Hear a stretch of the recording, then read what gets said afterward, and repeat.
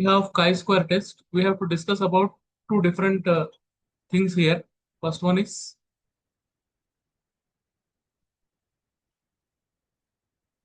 independence of attributes.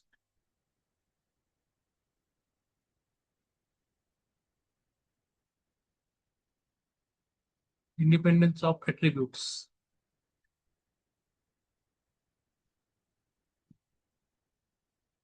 And next one is goodness of fit. Both of the topic we have to discuss. Independence of attribute and goodness of fit. अब उसका जो working rule है, how to solve it the question, अगर exam में question आपको आए, how we are going to solve it. Working rule. Working rule का सबसे फर्स्ट इंपॉर्टेंट स्टेप है इट्स नॉट. क्या मतलब है इट्स नॉट का? चलिए मैं आपको और थोड़ा अच्छे से बता देता हूँ. नल हाइपोथेसिस बोलेगी. Step one, null hypothesis.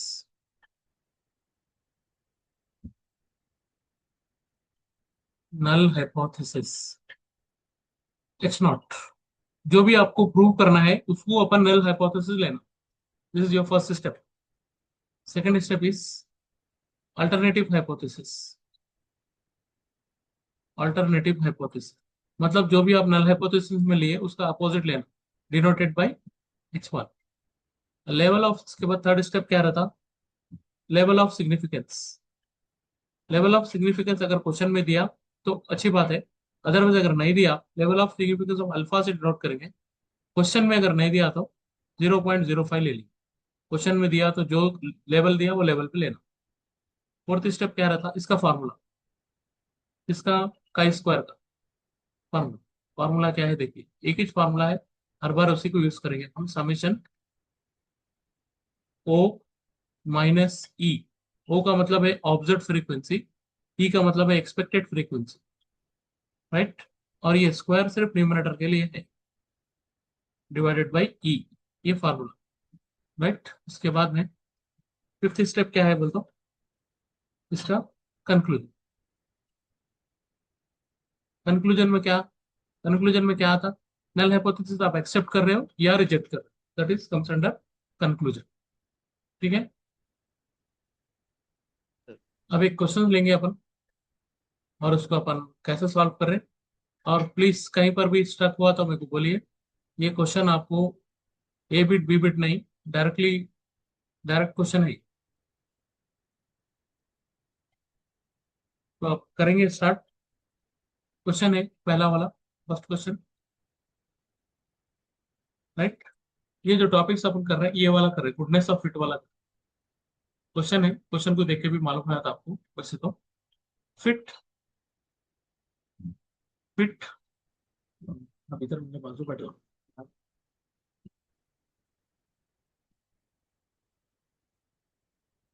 और लगा.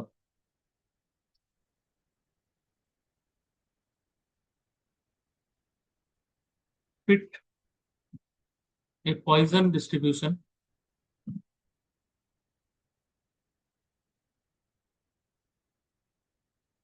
पॉइजन डिस्ट्रीब्यूशन बोल रहा है, देखिए clearly. Fit a Poisson distribution to the following data.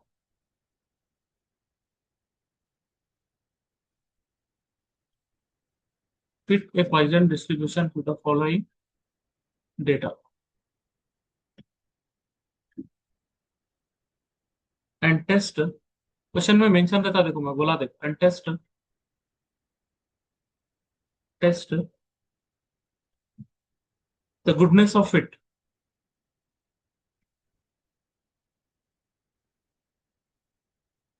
Test the goodness of fit. Test the goodness of fit at level of significance. Question में है यहाँ पर at 5% level of significance. LOS बोल के मैं शॉर्ट फॉर्म लिख देता हूँ. ठीक है. पहले मेरे को ये बोलिए आप लोग, क्वेश्चन समझ में आया क्या? क्या फिट करना है? फिटिंग है. किसकी किसकी फिटिंग करना है? किसकी बोलिए? पॉइसन डिस्ट्रीब्यूशन की. डेटा आपको अभी यहाँ रहेगा. लेवल ऑफ सिग्निफिकेंस 5% पे करना है. डेटा मैं ले रहा हूँ, देखिए डेटा.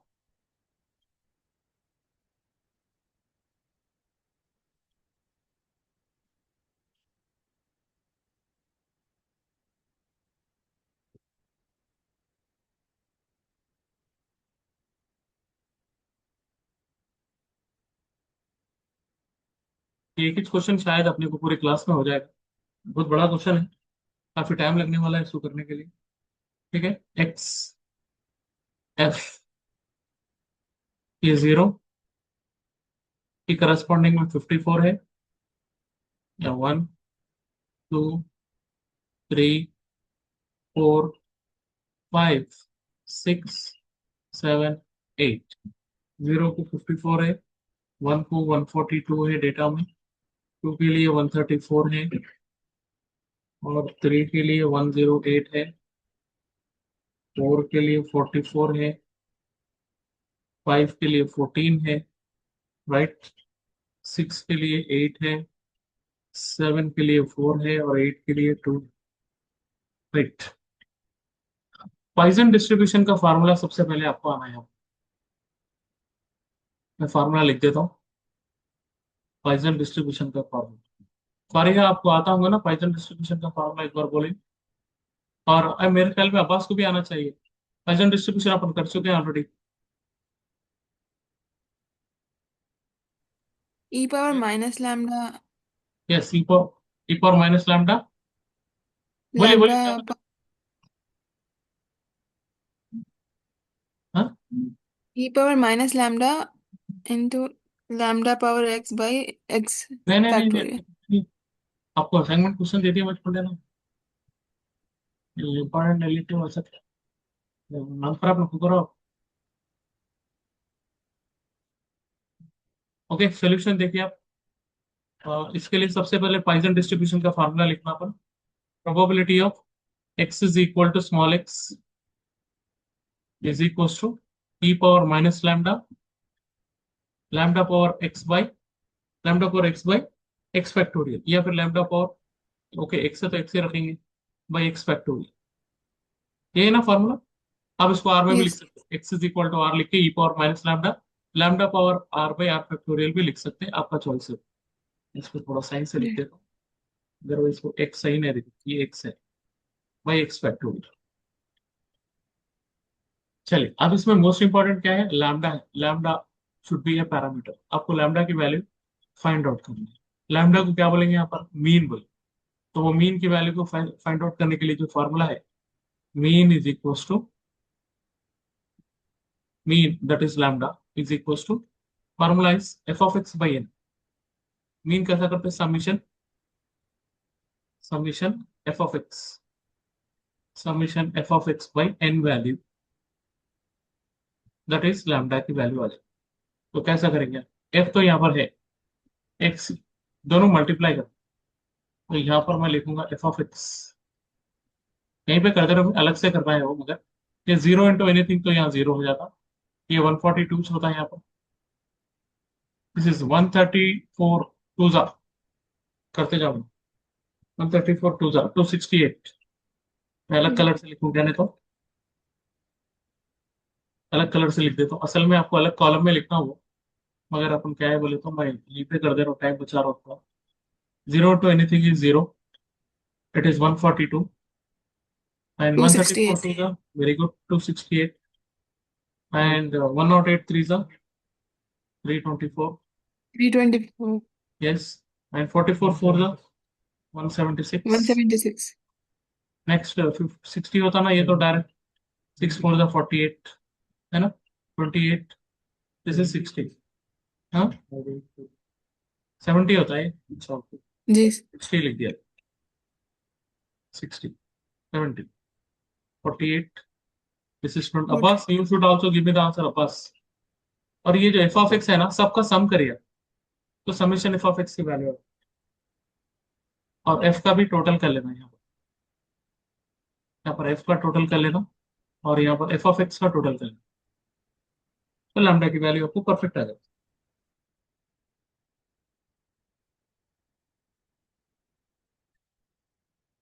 एफ का सम करो Abbas, Abbas is there in the class, yes, Abbas, sir 1072। Correct है अब्बास, 1072। और एफ का टोटल, एफ का टोटल 510 is 510। तो पूरे वैल्यूज आ गए, तो लैम्डा आ जाता ना अपने को आराम से। Lambda is equal to summation F of X की value 1072 divided by 510. Can you tell me what is our lambda value? Very important lambda value. 2.1020. 2.1020. 1020. Everyone getting the same answer? आपको भी सेम आया पड़ेगा? Yes. Yes. After getting this lambda value, अब देखिए असल में अपन कर रहे हैं क्या, देखो अब ये अपने को वर्किंग रूल लिखना है। कर रहे हैं अपन क्या, ये क्वेश्चन है एक्स, ये है ऑब्जर्व फ्रीक्वेंसी 54 142 ये ऑब्जर्व फ्रीक्वेंसी, ये ऑब्जर्व फ्रीक्वेंसी के लिए अपन क्या करना है, एक्सपेक्टेड फ्रीक्वेंसी मालूम करना है। देखिए इसको बोलते हैं ये observe frequency, expected frequency. Observe तो क्वेश्चन में 6, एक्सपेक्टेड आपको फाइंड आउट करना है। तो 0 के लिए एक्सपेक्टेड फ्रीक्वेंसी, 1 के लिए एक्सपेक्टेड फ्रीक्वेंसी, 2 के लिए करके एक और एक कॉलम बना। ओके, उसके बाद अपन जाएंगे नेक्स्ट स्टेप में, नेक्स्ट पेज में जाते हैं। अब क्या करना नेक्स्ट पेज में, अपन यहाँ पर लिखना एक्सपेक्टेड फ्रीक्वेंसी, एक्सपेक्टेड फ्रीक्वेंसी। आप लोग आप साथ में अपना कैलकुलेटर रखिए, बहुत सारे कैलकुलेशंस आपको करना है। ठीक है, पहले अपन एक्सपेक्टेड फ्रीक्वेंसी 0 के लिए कर रहे थे, 0 के लिए करें मतलब probability of x is equal. अच्छा मैं यहाँ पर एक काम करता हूँ, फॉर्मूला भी लिख देता हूँ, यहाँ पर रख रहे हैं अपन x is equal to small x, this is e power minus lambda, lambda power x by x factorial. अच्छा इससे पहले भी एक काम करेंगे, इसका वर्किंग रूल लिख देंगे। पहले अपन अपना सोल्यूशन स्टार्ट करते हैं, कैसा यहाँ से null hypothesis, null hypothesis. Null hypothesis में क्या लेना आप लोगों को बोलो, नल हाइपोथेसिस एच नॉट में क्या लेना, there is no difference between observed frequency and expected frequency। यहाँ पे लिखना आप there is no difference between observed frequency, observed and expected frequency। मतलब जो क्वेश्चन में है और जो अपन फाइंड आउट करें दोनों में क्या भी डिफरेंस नहीं है बोल के अपन अज्यूम करें। इसके बाद alternative hypothesis, alternative hypothesis this is taken as h1। इसको अपन क्या ले सकते हैं, इसका opposite that is not equal, alpha level of significance. Question में कितना दिया हुआ है,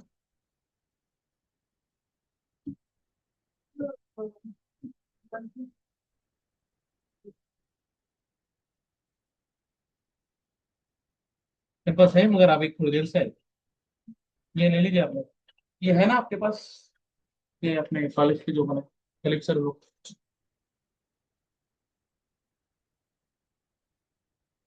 थोड़ी देर से मैं सब अच्छे से जमा के देता क्लास चल रहा है। सो ये स्टेप नंबर 1 हो गया, स्टेप नंबर 2 हो गया, स्टेप नंबर 3 हो गया, ये अल्फा की वैल्यूज हो, लेवल ऑफ सिग्निफिकेंस। उसके बाद फोर्थ स्टेप में क्या करते हैं अपन, फॉर्मूला लिखते हैं। फॉर्मूला क्या है बोलिए, फॉर्मूला क्या है बोलिए, काई स्क्वायर का formula is equal to summation, summation observe frequency minus expected frequency का square divided by expected frequency, this is the formula. ठीक है, अब वो अपना कैलकुलेशन वाला पेज अब अपन करना, कैलकुलेशन वाला page. I think we have to go for the next page for this expected frequency.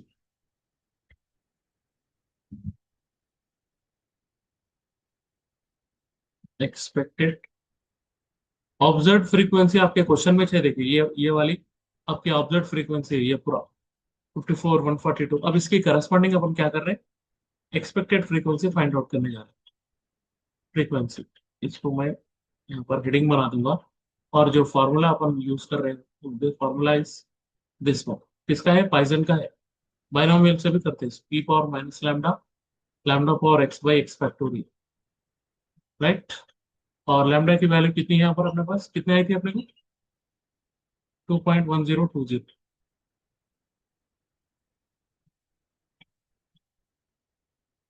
चलिए अब करेंगे पहले x इज इक्वल टू 0 की करस्पॉन्डिंग में वैल्यू कितनी होगी, एक्सपेक्टेड वैल्यू कितनी होगी। फॉर्मूला है ई पावर माइनस लैम्डा की वैल्यू कितनी है 2.1020 and lambda value is 2.1020 whole to the power of 0 by 0 factorial. अगर इसको आप सॉल्व करें कैलकुलेटर साथ में रखिए कि ये 0 वन इंच होता, 0 फैक्टर वन इंच होता, इसकी वैल्यू आती -2.1020। इसकी वैल्यू कैलकुलेटर से करिए, करके मेरे को बोलिए कैसे करते हैं, मालूम है ना? नहीं मालूम? देखो ऐसे, ये यहाँ पर शिफ्ट ई पावर -2.1020, इसकी वैल्यू कितना आ रहा है भाई, 0.1। आप इसको 4 डिजिट में फिक्स करिए, 4 डिजिट में फिक्स करेंगे तो कैसे करेंगे ई पावर, बोलिए आंसर बोलिए, -2.1020, 0.1222 आ रहा? यस, आंसर बोलिए। 0.1222 0.122 आ रहा था। जी।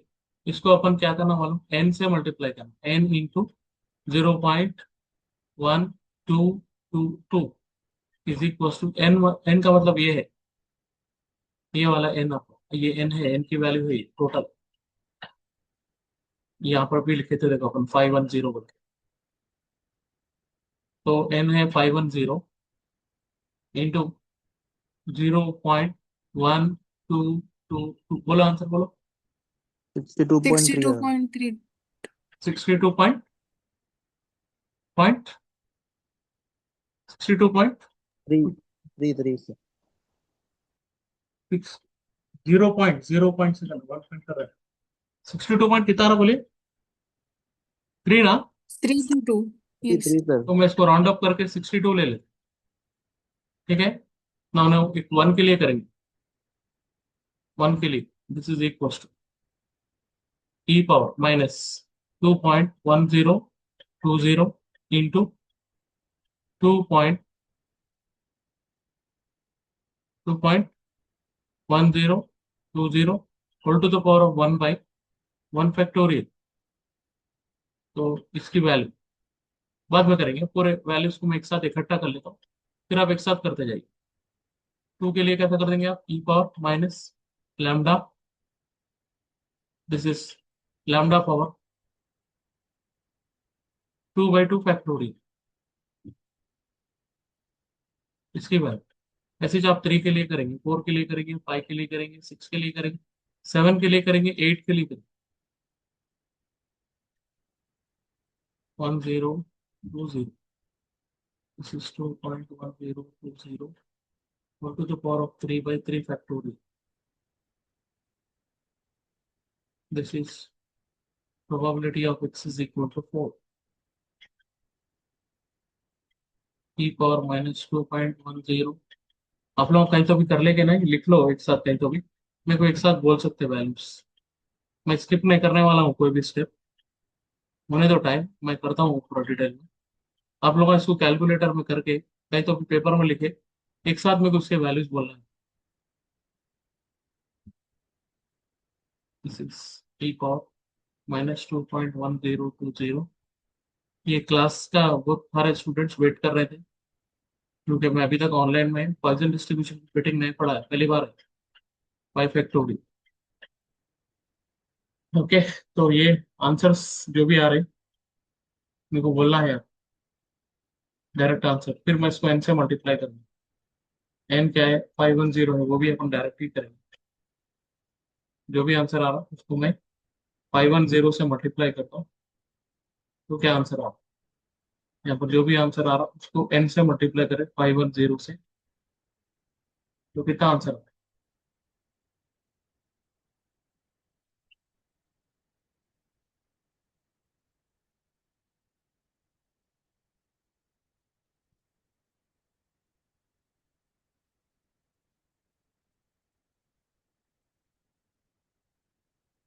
तो 5 तक हो गया, then 6, probability of x is equal to 6, This is e power minus lambda 2.1020 into 2.1020 raised to the power of 6 by 6 factorial. इसका जो भी आंसर आ रहा इसको अपन 510 से मल्टीप्लाई करना है and then what is your answer. Then x is equal to 7 के लिए करना है. This is e power minus 2.1020. This is 2.1020 to the power of 7 by 7 factorial is equal to, इसका जो भी आंसर आ रहा उसको 510 से मल्टीप्लाई करना. इसके बाद probability of x is equal to 8 के लिए करना. 8 है ना आपके पास टोटल. 2.1020. This is 2.1020 और to the power of 8 by 8 factorial. आप लोग करें या नहीं, मैं बोलता हूँ आंसर वेरीफाई करके आप देख लेंगे एक बार पीछे जाके, पीछे पेज में. हाँ बोलो आंसर बोलो, कितना है फर्स्ट का, कितना है इसका answer.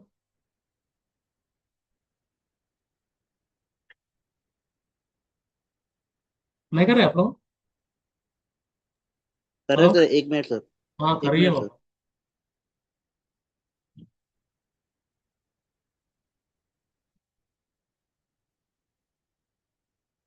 e power minus 2.1020 into fraction 2.1020 divided by 1. If you don't want to write, no problem. Answer 0.2569.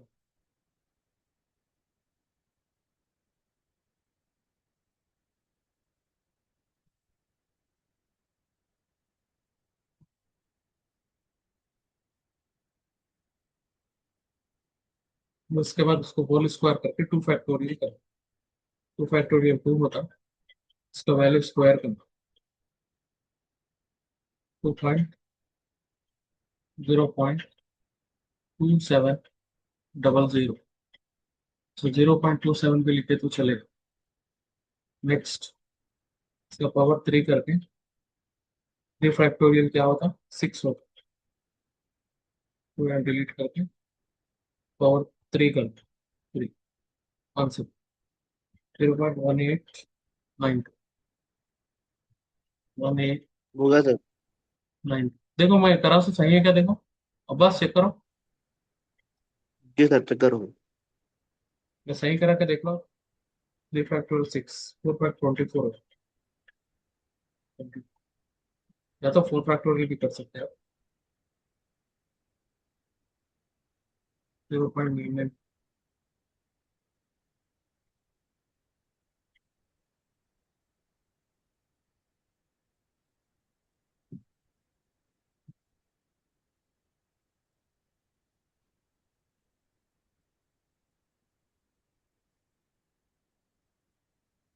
5 factorial 120 होता मगर कई लोगों को नहीं मालूम, तो ये डिलीट कर दो. 5 फैक्टोरियल 5 फैक्टोरियल आपका काम नहीं यार कुछ. ठीक, ये कर दो फैक्टोरियल, कवर में डिलीट करके 5 कर. Answer 0.041. Are you verifying the answers. हाँ सर, कर दो.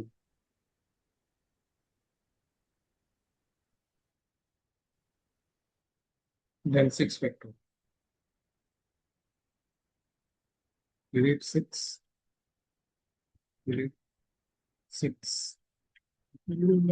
Factor पहले से था 0.0146. 0.016.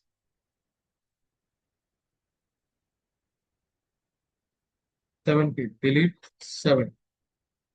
7. कवर में जाते डिलीट 0.00040. पर ये आप कर रहे हो कैलकुलेटर से वेरीफाई. ये पूरा काम कैलकुलेटर का ही है, मेरा मैनुअल काम नहीं होता है. जी सर। पूरा कैलकुलेटर से मैं भी खुद नहीं कर सकता इतने कैलकुलेशंस। आपको कैलकुलेटर के बगैर no M3 exam.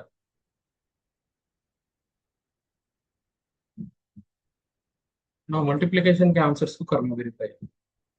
510 multiply bye 0.2569 131.01। इसको अपन राउंड अप करके 131 ही लिखूंगे। जी sir. Next next 510 multiply by 0.27 137.7 को अपन 138 लिखेंगे राउंड अप करके। Next 510 multiply by 0.1892 96.49। तो मैं इसको राउंड अप करके 96 ही लिख रहा हूँ। चलिए एक ऐड कर लेते हैं। 97 भी अगर आप लिखे तो भी ये वन डिजिट का कोई भी इतना बड़ा इशू नहीं है। 510 मल्टीप्लाइड बाय 0.0994 51 और 50 योर चॉइस। 51 रखेंगे। नेक्स्ट 510 इंटू 0.0418 और आंसर इज 21.3 मतलब 21। Next 510 multiplied by 0.0146 answer is 7.4 को हम 7 ही करेंगे। Next 510 multiplied by 0.0044 answer is 2.2 को अपन 2 ही करेंगे। Next 510 multiplied by 0.0012 answer is 1। 0.6 को अपन 1 भी कर सकते। अब एक वेरिफिकेशन का स्टेप है। देखो ये जो वैल्यूज अपने को यहाँ पर आए इसको टोटल करना। इसका टोटल इसका टोटल करना है रेड कलर्स का। तो एक बार टोटल करेंगे अपन 131 131 plus 138 plus 97 plus 51 plus 21 plus 7 plus 2 plus 1। How much the answer is 448। 448 में so जो राउंड अप्स अपन करें राउंड अप्स 448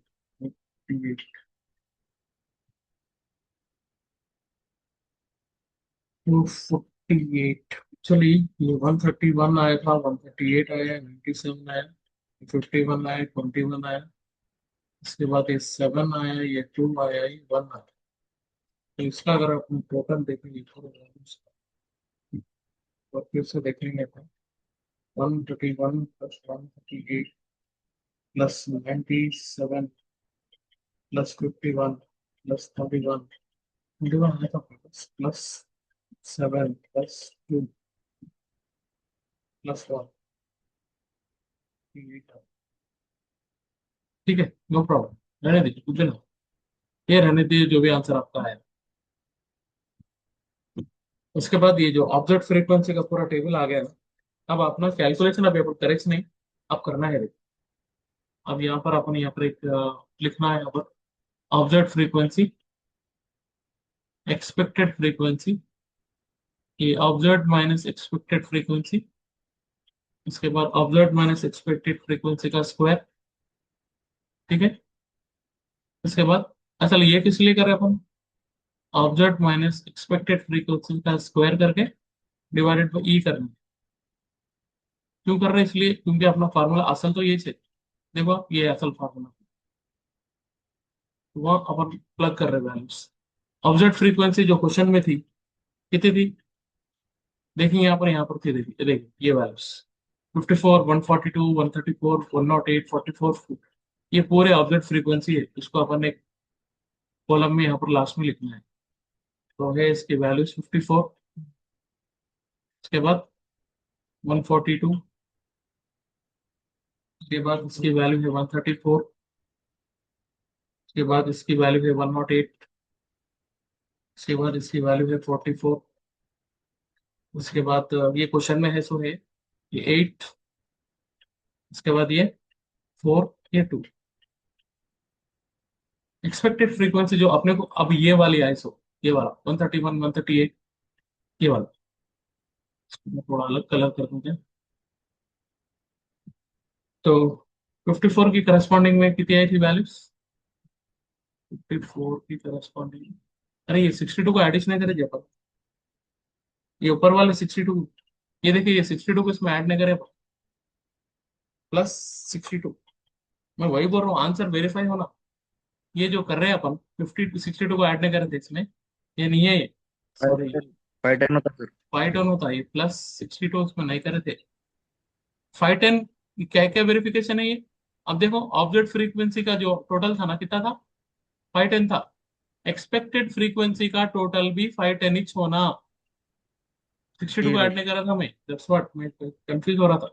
तो इसके करस्पॉन्डिंग में 62 आंसर आया, इसकी करस्पॉन्डिंग में 131 आया, इसका करस्पॉन्डिंग में 138। देखो करीब करीब आना आंसर अपन, बहुत दूर नहीं चल जाना अपन, जी थोड़ा सर। करीब करीब ही रहना उसके रेंज में रहना अपन। 44 को 51 आया। बात समझ में आ 21। रही है आप लोगों को? 62 नहीं लिखे थे वहां पर, भूल गए उसको अपन। हाँ सर। 7 ये 2, तो भी कुछ गलत कर गया। 62, 131, 138, 197, 97 का 3 नहीं लिखे इसमें, अरे रे। ये 14 यहाँ पर भी मिस करे।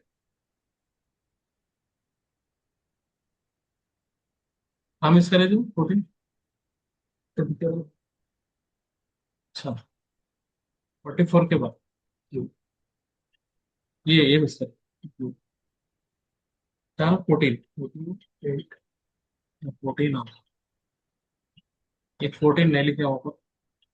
8 फिर 4 फिर 2। अब इसकी जो करस्पॉन्डिंग वैल्यूज आए थे, अब देखिए इधर अच्छे से, इसके करस्पॉन्डिंग में अपने को आंसर आया था 62,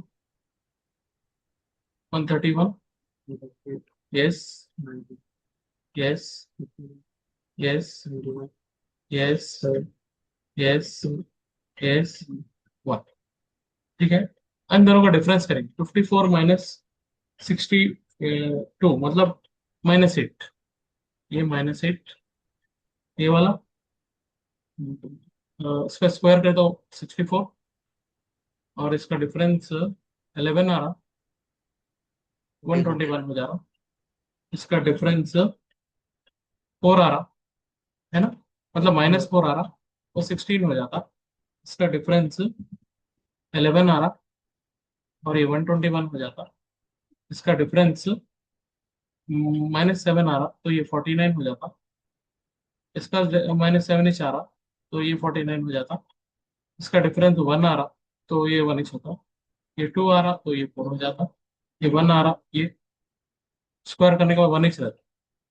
ठीक है, और ये वेरिफिकेशन वाला स्टेप देखो आप, ये स्टेप वेरिफिकेशन वाला है। इसका जो टोटल है 510 है ना, देखे ना अभी अपन, इसका टोटल भी 510 है। ये स्टेप आपको कंपलसरी वेरीफाई होना, बाकी के चीजें खुद ही वेरीफाई हो जाती है। ऑब्जेक्ट माइनस फ्रीक्वेंसी 64 ऐसा करना है, देखो असल में 64 डिवाइडेड बाई एक्सपेक्टेड की वैल्यू 62 है, तो इसका जो आंसर आ रहा वो है कितना आ रहा? 1.0323 आ रहा आपको? Yes sir. चलिए दूसरा आंसर आ रहा 0 मैं डायरेक्ट आंसर लिख दे रहा हूँ 9237। टाइम उतना नहीं है इसलिए मैं डायरेक्ट लिख दे रहा हूँ, फिर ये मीटिंग में तो जल्दी खत्म हो जाती। 0.1159, इसकी वैल्यू है 1.2474, और इसकी वैल्यू है 0.9608। ये कैलकुलेटर में करना है, आप मैं तो मैनुअली नहीं बता सकूंगा आपको, आपको खुद ही करना है ये। दिस इज 0.1429, और इसका वैल्यू है 2, इसका वैल्यू है 1। एंड एक्चुअल अपने को ये है इसका समरी पॉइंट, इसको अगर आप टोटल करें तो इसका आंसर आ रहा 9.7563 आर। अब अपने को डिसीजन लेना है, कंक्लूजन बोलते हैं या डिसीजन बोलते हैं, डिसीजन क्या बोलेंगे अपन, calculated value of z at 5%, calculated value नहीं, tabulated value, tabulated at 5% level of significance, tabulated value of z। ये टेबल है, टेबल में आपको सेंड कर दिया शायद ना, टेबल ऑफ, इसमें यहाँ पर टेबल की वैल्यू है 15.507 है, का स्क्वायर की value 8 degree of freedom, 8 degree ऐसा लिखते हैं, का square value 0.05 level of significance and 8 degree of freedom पे इसकी वैल्यू कितनी है, 15.507 है। और अपनी जो कैलकुलेटेड वैल्यू आई, कैलकुलेटेड वैल्यू कितनी आई अपने को 9.7563 आई, तो लेस देन हो रहा ना, देयरफॉर बोलो calculated value of Z is, Z नहीं, ऑफ का square is less than tabulated value of का स्क्वायर। तो अगर लेस देन आ रहा तो क्या कर रहे हैं अपन, अभी तक क्या बोल रहे थे इसको, नल हाइपोथेसिस एक्सेप्टेड। मतलब नल हाइपोथेसिस में अपन क्या बोले, there is no significant difference बोले, there is no hypothesis accepted, therefore observed frequency और एक्सपेक्टेड फ्रीक्वेंसी में कोई भी डिफरेंस नहीं है, ये अपन फाइनली बोलना चाहते हैं। ये आपका क्वेश्चन हो गया कंप्लीट। ठीक है, अब ये अपन किससे करें, देखो पॉइसन डिस्ट्रीब्यूशन से करें।